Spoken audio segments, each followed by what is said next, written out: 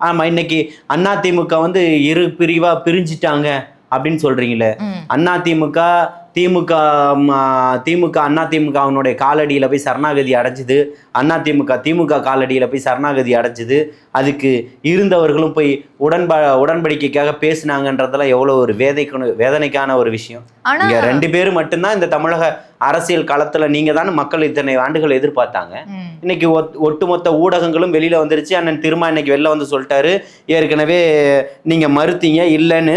கம்யூனிஸ்டுகள் வெளியில வந்து சொன்னாங்க, இல்ல நடந்ததெல்லாம் உண்மைதான், பேச்சுவார்த்தை நடந்தது, எங்களுக்கு உடன்பாடு இல்லைன்னு நாங்க எந்திரிச்சு வெளியில வந்துட்டோம்னா, அப்போ உங்களோட எவ்வளவு கீழ்த்தனமான ஒரு அரசியலை செய்வதற்கு நீங்க தயாரா இருக்கிறீங்க. ஒரு சாமானிய ஒரு எளிய ஒரு தலைவரை இன்னைக்கு மக்களால் இன்னைக்கு ஆட்சி அமைக்கக்கூடிய ஒருத்தரை இதுவரைக்கும் என்டி ராமாராவுக்கு அப்புறம் இன்னைக்கு இந்தியாவினுடைய அரசியல் வரலாற்று காலத்துல இன்னைக்கு இல்லாத ஒரு விஷயத்த தமிழகத்துல தலைவர் தளபதி அவர்கள் நிகழ்த்தி இருக்கிறாருன்றது வரலாற்று பதிவாயிடுச்சு.